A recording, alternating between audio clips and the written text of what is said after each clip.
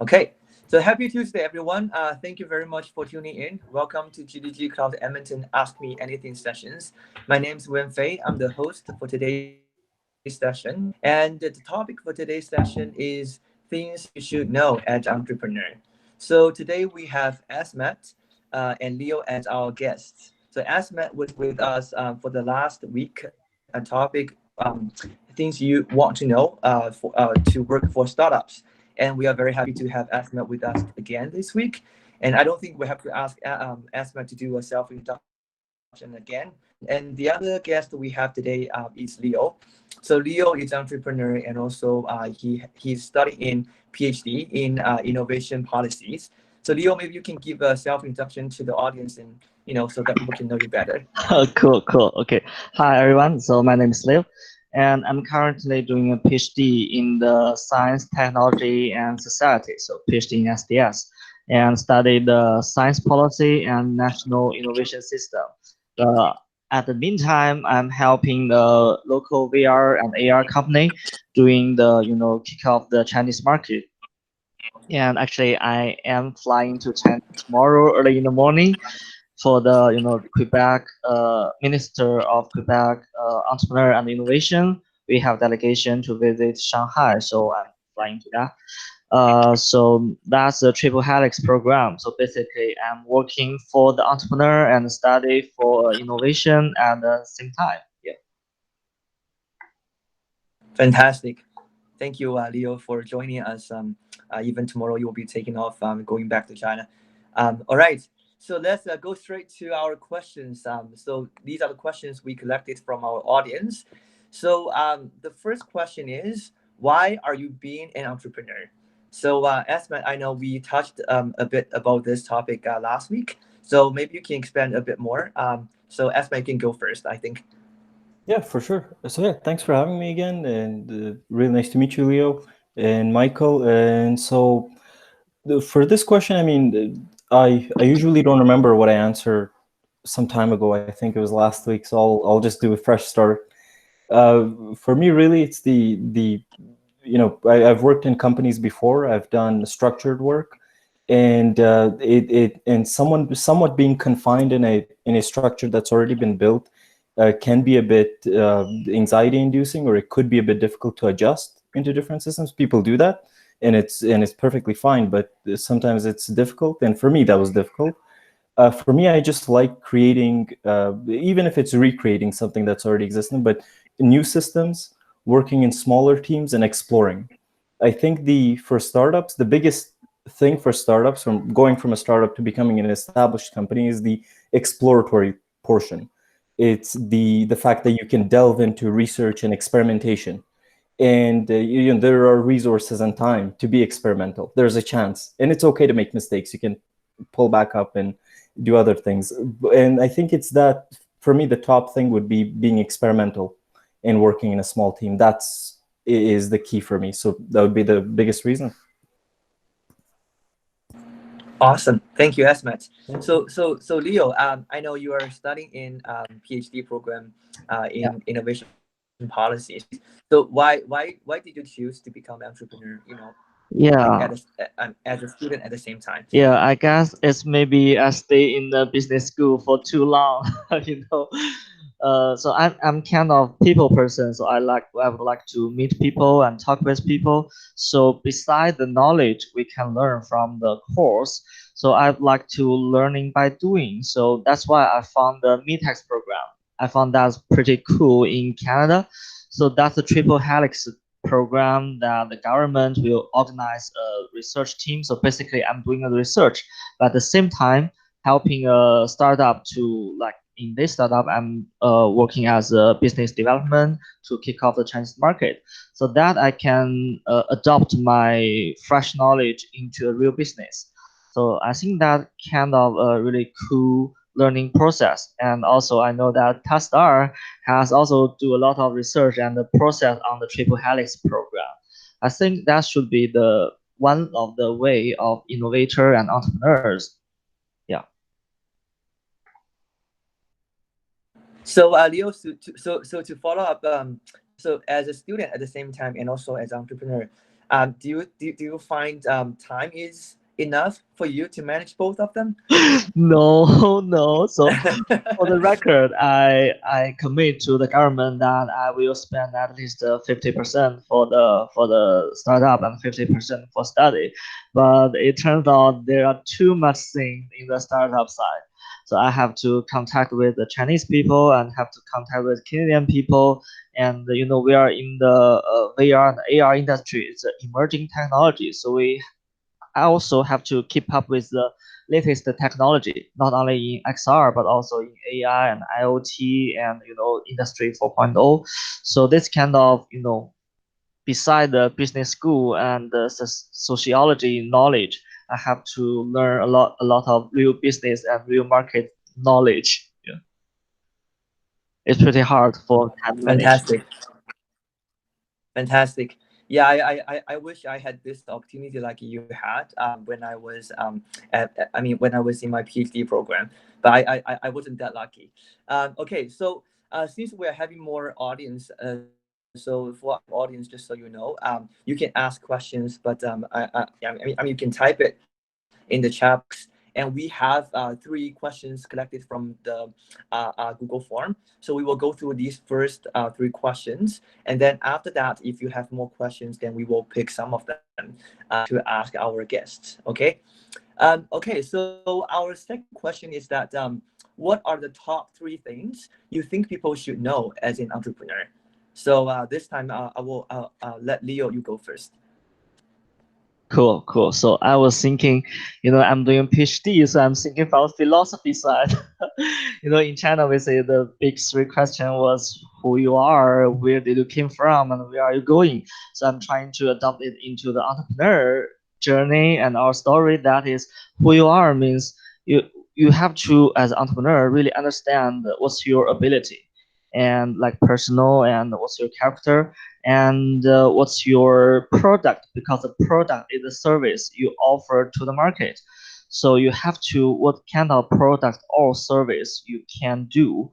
And as for the question of where did you come from, I was referring to the industry. You have to understand the environment, the atmosphere you are standing in, such as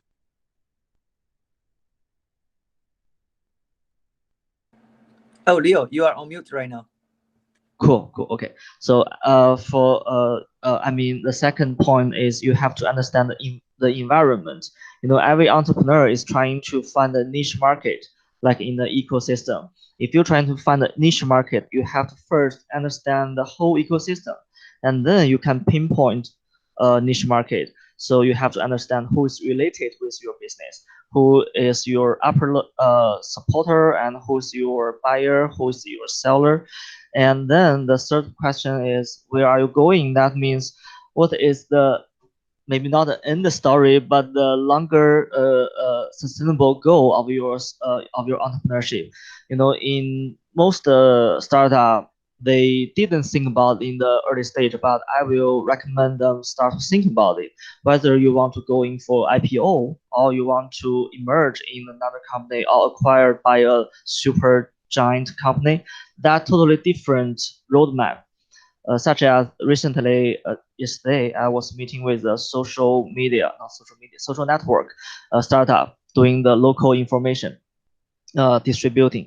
So they are kind of like a lot of big dreams, but the reality is in that social network industry, you can never go IPO before you kick off the Facebook. So targeting IPO is not a smart move. That's why I gave them advice that you can targeting to find a niche market, build your own competitive advantage, and then acquire or merge as another company. Then as an entrepreneur, you can cash out, and you can make profit for your business and your team. So that is what I mean. Where are you going? You have to figure out if you are going to IPO on the, Toronto stock market or Hong Kong stock market, or you are going to sell this business to another company. Yeah. Cool. Fantastic. I think it's a very good insight to share. Thank you. And Esmat, how about you? Yeah, a lot of it. Then Leo stole the thunder there. It gave all the right pointers. For me, I guess I'll go on more on the personality side. I think it's like, to me, there's the personality side, and then there's the idea or the company side, right? You need to have the personality of an entrepreneur too at the same time, in a way. So one of the things in the beginning stages as an entrepreneur, you have to be flexible. I'll take Leo's. I'll actually steal Leo's example. For example, the company that he had, the social network one, and he gave the suggestion that, I know what you're trying to do. I'm not telling you to change your vision, but you need to change your approach. If they don't take that advice, they're going to fail, or most likely they won't have an easy road. And so, by that example, the entrepreneurs need to be flexible, and they need to mend into new ideas or into new approaches. Again, never change the vision. That's something last time I also said, that don't change your, I don't want you to not do anything with social network. There's still a lot of room to expand. There's always different bubbles, different niches, things expand and collapse. You can do whatever, but the approach, you have to take advice. So you have to be flexible. You have to understand the terrain, kind of map it out, and listen to people in the end of the day, and take good advice. That's one thing. Flexibility and being able to take criticism. If we weren't, in the beginning, when we were starting out with our AR fitting, for example, or the virtual fitting and the virtual clinic ideas, when we were building the infrastructure for it, if I didn't take the advice of, there are 8 different people, if I didn't take their advice, we wouldn't have any extra funding. We wouldn't have any investment opportunities right now. We wouldn't have any deployments right now. Like, we wouldn't be having actually running an operation. But it was those advice, is that it was that flexibility and ability to adapt that gave us the room to actually overcome different things. So again, flexibility, ability to adapt. Also, going another thing into the personality portions, becoming an entrepreneur, again, I don't want to make it sound too grand, but in the end of the day, it does take some, in the positive sense, in the positive meaning of ways, audacity in a way, because you're going out there, you're banking on yourself, you're banking on your confidence, on your team's confidence, and you're creating something new. You're trying out something. And that, I think, takes a lot of audacity that people don't dare to. Usually people don't do that. Usually people know, I'll just stay in the safe zone. And so I think you need to be ready to get out of that safe zone. And being able to be comfortable with that. You're not in the safe zone anymore. Anytime you can collapse or you can lose things, and you should be okay with that in the end of the day. So have a thick skin, really. But the last thing that I would say, the most important thing that I found, was planning. I say be audacious or take a risk, but it can be calculated risk too, right? So you have to really calculate the risks, calculate and plan. I think planning is one of the biggest things that maybe 80% of people fail on. It is just my perspective, because you can have the greatest idea, funding, and the greatest team, but if you just don't have a roadmap or a realistic plan, realistic is the word, they're pragmatic, it won't work.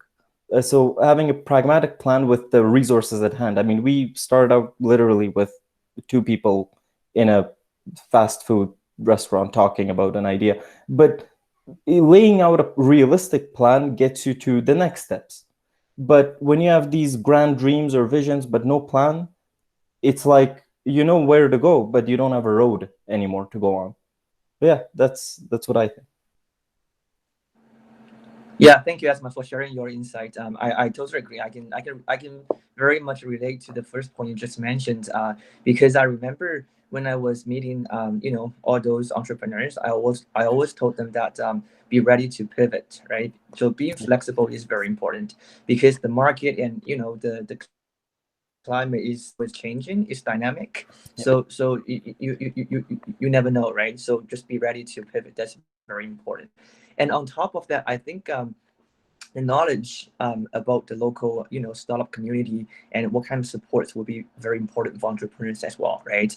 So that goes to our third question. So can you tell us a bit about landscape of local startup community and what kind of support that entrepreneurs can get? So I will start with the Esmat.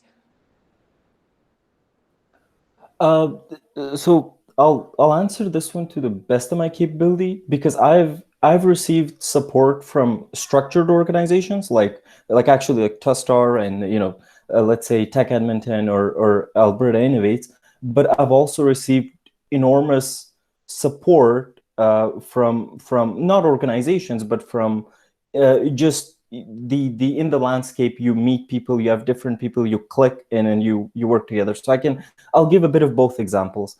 uh, to me personally, just to go a bit high level on the landscape, and I'm only talking about Edmonton, Alberta. I can't speak for any other provinces. In Alberta, as we all know, and this is, again, I may be wrong, as probably not the most correct up to date news, but we've seen about 3 economic crashes, or 4, without any new big recovery. We've seen 3 in a sequence, and then after that we also saw a pandemic, and all of those have hit the economy and everything, to a point where we just don't have much to do. We don't have anything anymore. At this point, we have a choice to make, right? There is the political structure that's still going away and making natural gas pipelines or pipelines of other sort of an industry that's mostly dying. So, but that is something that governments are not entrepreneurs. They can't experiment with taxpayer money. Or else everyone would hate them. But they just do their job. But it's our job, people like us, to start creating communities where we're localizing into different startups. Whether it's we're a cluster of technology startup, maybe there's another cluster of I don't know, painting startup, whatever. Like I'm giving you very broad examples, but it's now our job to emerge with a new trend of something that can generate money into the province. So I think that's one big thing, is that people in Alberta are noticing and focusing more on startups, their resources or investments or assistance into technology startups, because they know that's the bubble that can bring Alberta into somewhat of a recovery. Somewhat of a recovery from all the collapses that we've had with the fossil fuel. That's just a brief lecture on what I think will happen. But with respect to startups right now, with the technologies that we're working with, or any startup really, there are great resources that are structured. So from the government, I've received, because the government has noticed that they need to diversify their economy, I've received a huge amount of help from trade commissioners who are very active to help you to get into different markets. I think trade commissioners are a great resource for exploring outside markets and resources for funding initiatives. Other than that, I think Tech Edmonton has been a good one. If you're starting out from the university, even outside of the university, I think Tech Edmonton has some great individuals that help you with IP. For example, one of the things we had where we needed some IP assistance, and actually assistance with running a company. They actually sit you down and they help you with that. One of the ones that I've received great help from actually has been Tustar. So that one has been a good one. I've been intimately involved with you actually, Wenfei and Yafi out of Beijing, and I've met numerous people who are open-minded, great people, always ready to talk. It's not meetings next week. It's always okay, in a couple of days we can talk. As long as the time zones work, we can all talk very quickly. And there's a great support in a sense of entry to market. And I mean, with technology, we can't just stay in Alberta. You can expand into other markets. I think these 3 entities are really great. Alberta Innovates is good to start out with, but there is not, I haven't seen a very huge level of support in from all senses, in every different sense. They're really good at grilling your idea, which is really good in the beginning stages. If you have a very mediocre idea, they can help you to take that to the next level by grilling it, by, what about this, what about that. There's a lot of business help, which we all need. And like, unlike Leo, I don't, I personally, I don't have a business background. Our team doesn't have a business background. So when we started out, it was just, it was a bunch of people doing stuff. So we needed that. With respect to, but I do want to comment on one last thing. I hope it doesn't take too long, but I want to comment on this one last thing with the resources, is that there are many resources out there that are with you that you don't notice.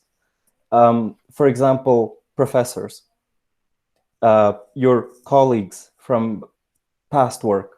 We've utilized many random contacts for forging partnerships. In the end, actually becoming part of the company, with respect to professors being able to fund projects, being able to merge in different ways, being able to support on different levels that no organized community or no organized organization like Tech Edmonton can do that. They can't, because it's not in their job description. So there are many fluid resources that can be found too, which you just need to keep an eye out open for, and ask. Sometimes, honestly, just by simply asking people for something, they can get you the moon sometimes. Like, just ask. But yeah, that's what I would say. Yeah, I totally agree, Esma. Thank you for your all the points.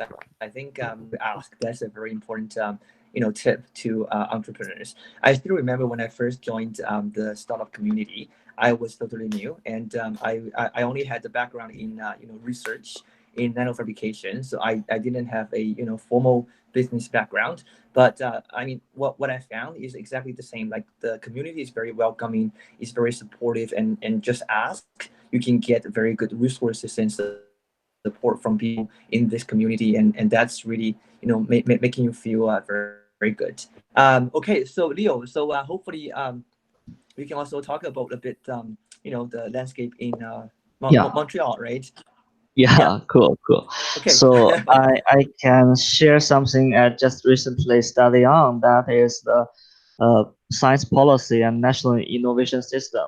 So regarding the landscape as an entrepreneur, so for me, there are three levels. At top level, the national innovation system. I was doing a lot of reviewing, to be a PhD about the article. So there are the as a national innovation system, there are the government for sure, and there are university for sure, and also the state-owned or the federal laboratory, independent laboratory outside the university. And the science policy will go through those institutions and influence the innovative or innovation environment. By science policy, I mean there are several ways of this policy can influence on our entrepreneur journey or entrepreneurship, such as the fund, for example. We can apply for from government for different fund. Our company have applied the Quebec government for the 5G R&D fund and the Skill AI R&D fund. So this kind of fund that is government give money to you. So you have to study on the policy if you are qualified for this policy, and also tax. Many people didn't see the tax, but actually tax is also another thing that can reduce a lot of cost as a small startup in the early stage. Well, in China, I know that in somewhere in Zhejiang province next to Shanghai, uh, if some foreigner like Canadians or Americans or Europeans, the professor or the entrepreneurs, they bring their project or their product to China and develop their entrepreneurship, such as register a company there, so they can reduce a lot of tax. Basically, zero. So you have to pay the tax, and the government will refund tax 100% to your company. So that means like at least 20% or almost 30% of cost reduced. And there are also similar tax refund policy here in Canada. So fund and tax. That is one of the major science policy. And also another kind of science policy is regarding the IP, the intellectual property. So with this kind of science policy, we can cooperate with the university professors and laboratories. So when the professor in the university they invent something or they doing some frontier research and study, the IP belongs to the university. But through some the science policy, we can cooperate with the university. So the entrepreneur, the startup can adopt and use their IP and their technology. Of course, you have a certain percentage of share of this IP, and you can adopt it in the market. So that's another kind of science policy in the upper layer. And in the middle layer, I mean, is most concerned about the industries, such as in my industry is VR and AR, but we should also to acknowledge the landscape. We should also looking for our neighborhoods, such as the AI, the IoT, what's going on in there, and what's going on in the maybe IOV, Internet of Vehicles, or the 5G industries. So all these Internet or TMT industry are related to each other. So don't only narrow it or focus on your own industry. Always keep open eyes and open mind to looking at what's going on in the other technology industry. So and also for the middle layer from the industry, you have to understand the innovation community. And the innovation community here, I mean university for sure, and investors, the VC and angels, and maybe some individual investors. You know who they are. You have to have a IR person in your startup to looking for the source of potential investment. And also the incubator, a social incubator, and the innovation lab in universities such as Tastar in Edmonton. So that is a kind of, I would say it's a place where people meet with each other. And usually the social incubators will also organize like open house or workshop weekly or monthly, so we can meet with other entrepreneurs, even someone we have no idea what's going on about their business, but after half an hour chatting we know some new stories and maybe inspire from for your own business. So that kind of chatting and meeting together. And another thing is that you have to aware that you, such as you just mentioned, different resource by all of those stakeholders in these innovation communities. You can always ask people what's going on with your business recently. Is there any news, or how can we cooperate together? So you can, through the different stakeholders, there's a network and there's a knowledge flow, there's information flow, there may be cash flow. So you can organize together and find out what is the path for your startup, for your product or service to grow in this innovation community.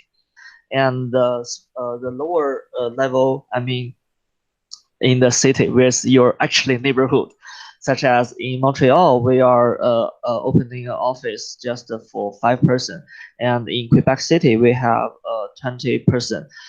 Here in Montreal, we are in the incubator. It's called Zoo. So I always like to ask my neighbor if they are doing this similar job with us and what's going on in your product. This kind of coffee chat. And in China, I have this experience like in Zhongguancun, which almost like the Silicon Valley in USA. So in the lunchtime or dinner time, I would like to go to the startup coffee, grab a coffee and sit there and call someone from the nearest building, from my friends. So all of the entrepreneurs are all in that within the 3 blocks, basically half, not half, but 40% of entrepreneurs in Beijing are all there. So you can always grab a coffee with another one. So that means the landscape of your own city or your own building and what kind of information and maybe crazy idea you can bring to from the just a cup of coffee. So these are the three level of landscape we should be aware of. Yeah, definitely. Thank you, Leo. So networking is definitely one of the most important things I think entrepreneurs should do, because talking and sharing ideas will spark some great, fantastic ideas, and some of the resources Leo mentioned. I think some of them they are applicable to entrepreneurs in Alberta or Edmonton as well. So, for example, NRC IRAP program. If you are entrepreneur, you can apply for their funding and support, and they have an office in downtown Edmonton. And also, I think another very good resource people can use is Alberta Innovates. So they also manage many good funding, and they are deeply rooted in the Albertan community. So you can get much resources and information from them. Okay, so these are the three questions we collected from our audience before the event. And we just got one more question from Michael. So Michael is asking, where do you contact the trade commissioners? So I think this question is to Esmat, right? You mentioned the trade commissioners. Yeah, I think so. Yeah. I think so. Yeah, that is a question. So yeah, I'm happy to answer. So with trade commissioners, yeah, I was introduced to them via folks with Tech Edmonton. So I didn't scout for them. I wasn't able to. So I don't. What I do know is that they should be in the Government of Alberta websites. So any of the Government of Alberta websites, there is a section on trade commissioners, and there are general contacts. And as the more general the contact, the better, because what they have to do by obligation is if you email a general thing, there are multiple people from different regions that will meet you at the same time. That you will have a meeting with them, and you describe what you're trying to do, where do you want to go, and then actually it falls on them to explore where your product would fit best. That was one of the best things, that we had ideas of where to go, but we never told them because I didn't want to downsize. Maybe there was another better opportunity. So they let them do the thinking, and that's pretty much their job. So when you present them with an idea, you tell them your value proposition, business model, et cetera, et cetera. Then they kind of give you ideas. Oh, you know what? There's a consulate in Germany, or there's this guy, that guy, and then they pull networks together. There are great individuals that can get you connected with companies directly, and I think that would be a worthy resource. Another thing is you can borrow my contact from Wenfei. And if you don't have any luck with finding trade commissioners yourself, just let me know, and I can do a quick intro for any of them, really. So yeah. Yeah, Michael, do you have any further questions? Sorry, just give me no, not right now. I hadn't. I've dealt with ministers, Alberta government ministers, and it goes nowhere ever. It doesn't. Yeah. No. It doesn't, because ministers they're busy with internal things, right? Yeah, they have internal problems. Yeah, so no, Michael, don't worry about it. So we will find out the link and share it on our LinkedIn, so that you can see the link to contact the trade commissioner. Yeah, so don't worry about it. We will find the link for you. Okay. Thank you. Yeah, you're welcome. All right. If we don't have any other questions, I just have one quick thing to add. So since Leo mentioned tax exemptions, so for entrepreneurs in Canada, we have a nationwide SRAD program. So it's a tax exemption program. So if if you already gain some revenue, and I mean, most likely if you're entrepreneur and SME, you will be eligible to apply for the SRAD program.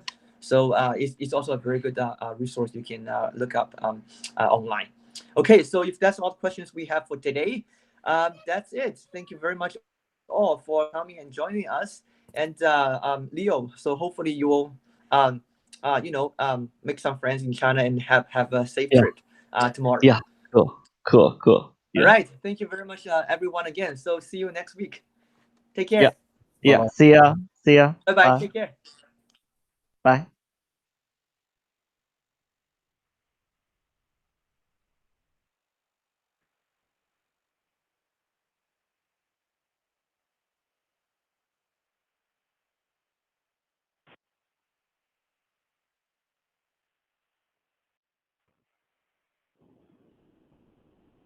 等一下。